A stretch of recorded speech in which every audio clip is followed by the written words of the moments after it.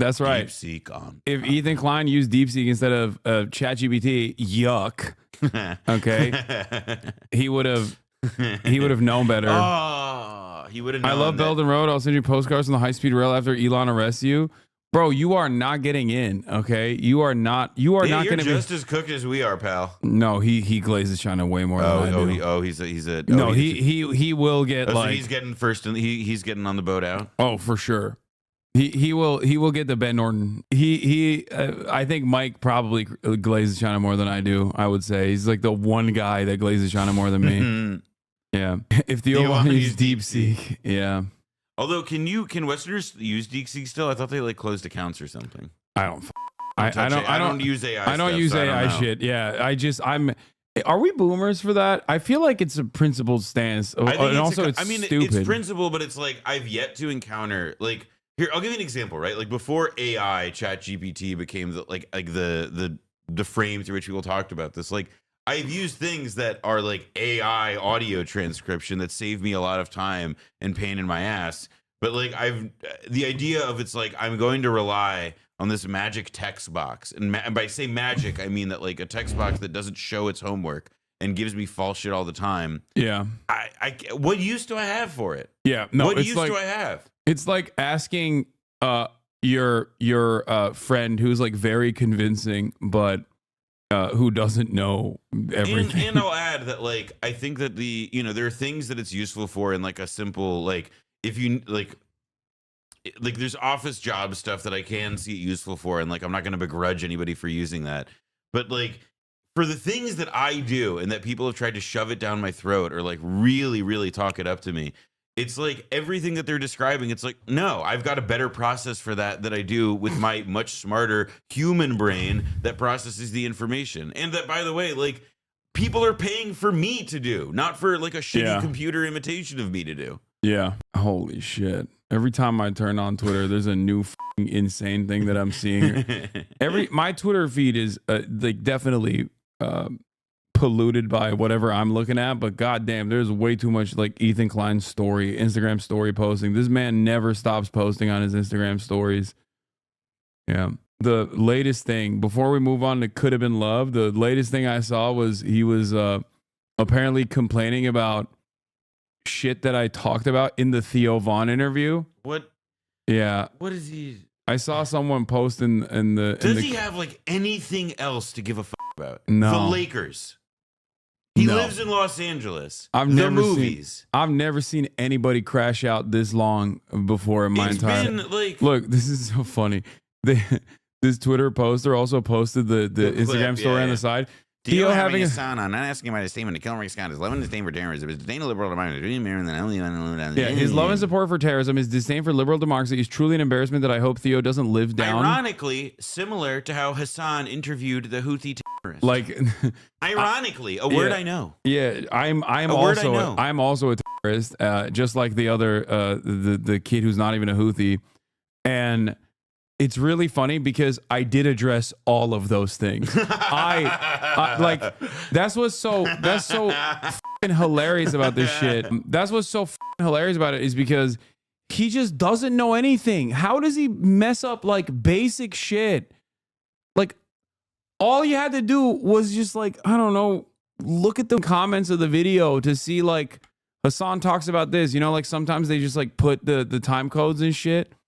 You know what I mean? I mean, here's what I'm thinking now. I think that whenever you do new content that's not your streams, but like when you go to Theo, when you do like Theo Von or something, what you've got to do is you've got to time code and like, send a transcript to Ethan so that he doesn't make these mistakes. I think you should help him out.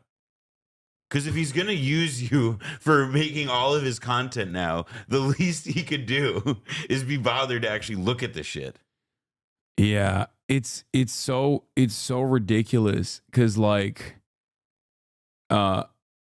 it's extra ridiculous because the hilarious part about this is like how if you care about anti-Semitism, and I mean Ethan is Jewish living in the United States of America, okay, he does care about anti-Semitism because of self-preservation, right?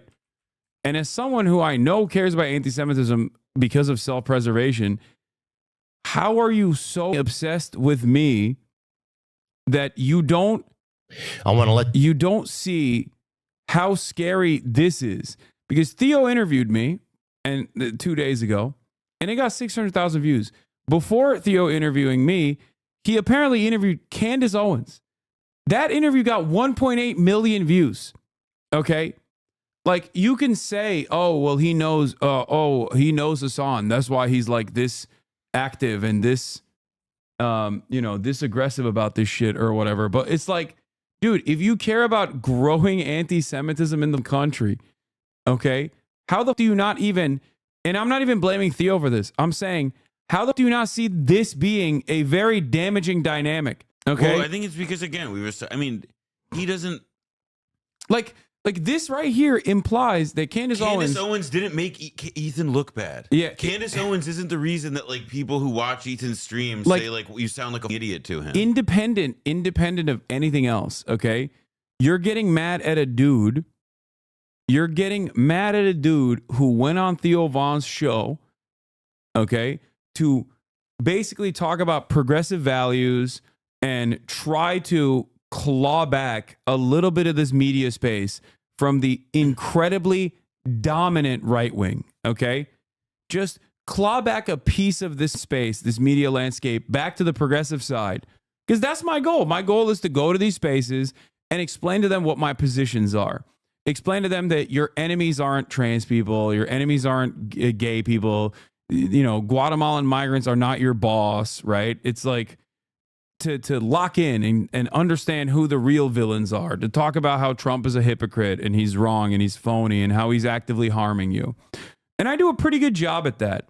So in that process, you as a person who claims that they are by anti-Semitism and B, someone who is supposedly progressive, how the do you not see how awful this dynamic is? That someone who is both right-wing and also deeply anti-Semitic is getting infinitely more clout. Like, they're growing. Right-wingers are growing. This is my warning to the liberals, okay? This is my warning to the liberals, to people who care about these values, whether you care about like social progress or whether you care about anti-Semitism growing, okay? I am not your enemy. You have maybe deluded yourself into thinking that that is the case, but lock the in.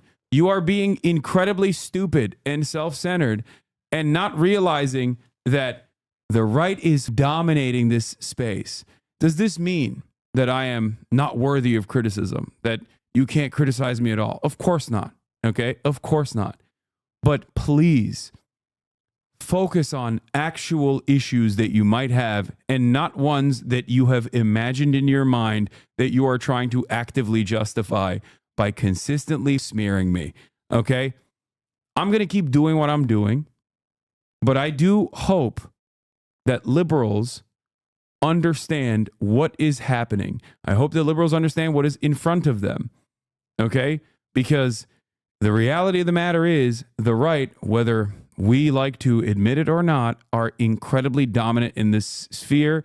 And if you're actively trying to go after someone who you ostensibly agree with in terms of ideology, in terms of worldview, then you probably shouldn't be spending your entire day, every single day, going after someone like myself and trying to disparage my name to what remains of your progressive base of support.